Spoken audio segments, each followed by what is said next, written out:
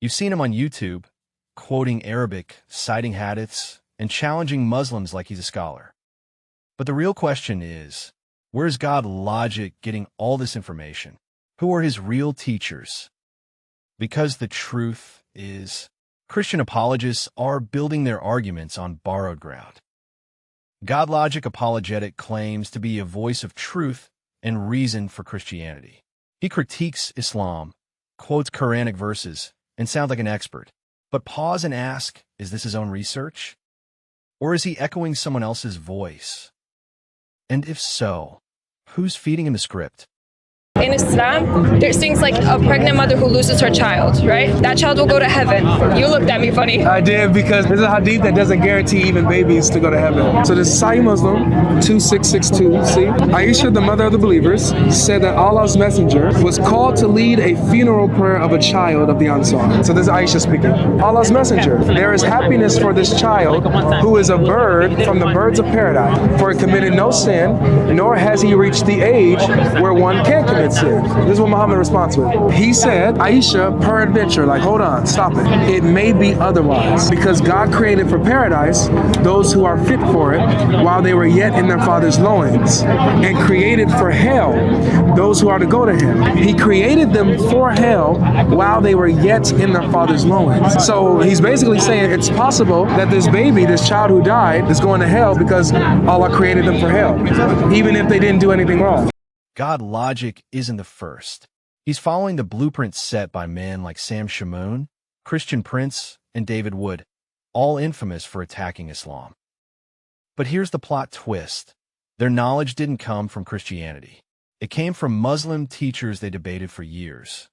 What is the Torah? What is the gospel? According to your Quran, is what they had at that time. Yeah, I'm asking you, what is it? Yeah, it's what I have. What is it? I think what I have, the New Testament. What I have. Exactly. So you saying the Torah is the New Testament? No, you said Torah, and what is the New Testament? The gospel. None. I ask you a question. What is the Torah and what is the gospel? The Old Testament. Yeah, and I answered the gospel. If you're listening more than debating, I answered you. Gospel, New Testament, Torah, Old Testament. You did answer. You got to record it. So Great. Don't debate if you're going to debate. You're asking, let me answer. So which one do you follow?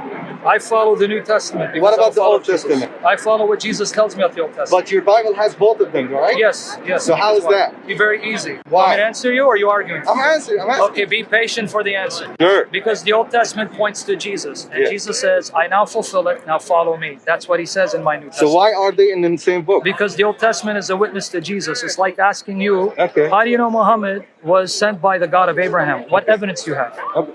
No. No, That's not my question. it's relevant. Sam Shamoun spent decades in debates. Every time he faced a Muslim scholar, he learned something. He didn't study Islam to understand it. He studied it to weaponize it.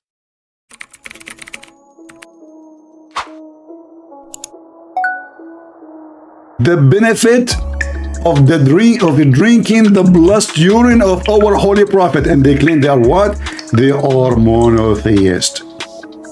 They love the prophet, they loved his urine, they loved his shit. I mean, they ate his shit, they drank his urine, they fight over the water he washed his testicle with it, and then after that, even though, like he put in the water in his nose and he spit it out, and the Muslim, they fight over it and they drink his blood. I mean, what is this, man? I'm doing crazy with this. So beautiful, so beautiful. Hello? Yes, my friend, you are a Muslim? Yes. Can you show me the hadith of the urine? It's in front of you on the screen.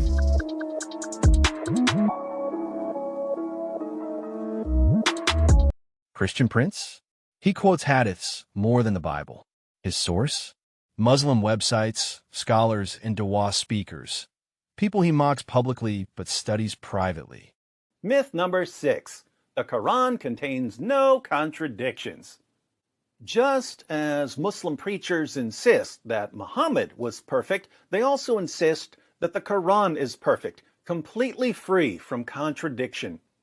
In reality, the Quran contradicts itself on almost every topic it addresses. For example, what did Allah create first, the heavens or the earth? According to Surah 2, verse 29, the earth was created first, then the heavens. According to Surah 79, verses 27 to 30, the heavens were created first, then the earth. How long did it take Allah to create the universe? According to Surah 7, verse 54, it took 6 days. According to Surah 41, verses 9 to 12, it took 8 days. David Wood, a showman who built a brand on twisting the Quran, and his knowledge from Muslims who've tried to correct him over and over. Now, watch God logic and tell me that's not the same formula. Really quick, it says, say, is it that you deny him who created the earth in 2 days and you join equals with him? He is the Lord of all the worlds. So what is this, 6 days? Well, that's this. It keeps going. It doesn't stop here, so it keeps going.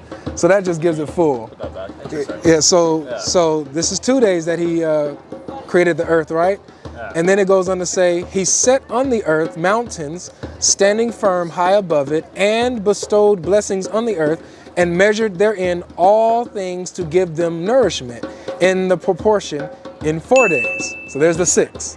So you have the 2 days that he created the earth. You guys knew that? Then you have... I had no idea. Let's look at the evidence.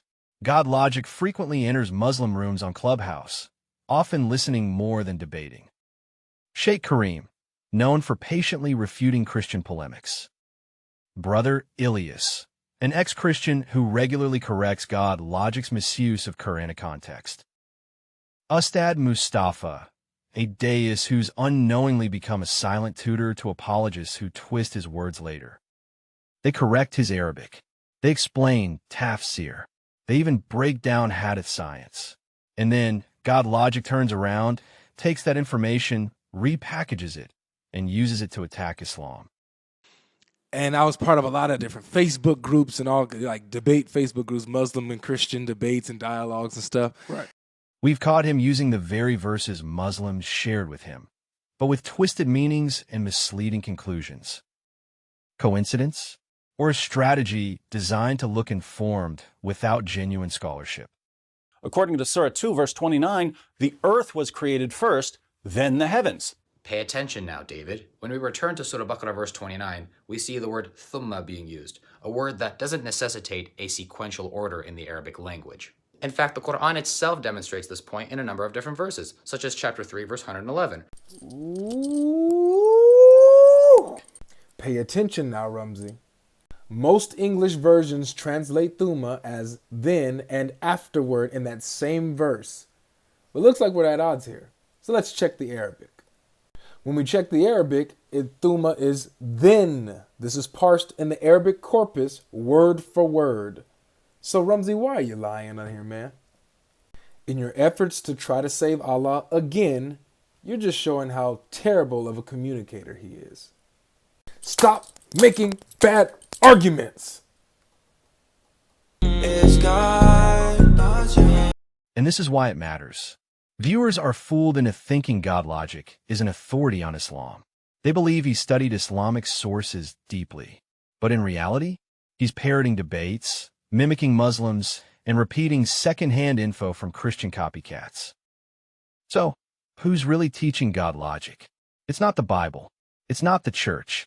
It's the very Muslims he debates, and those his mentors have debated.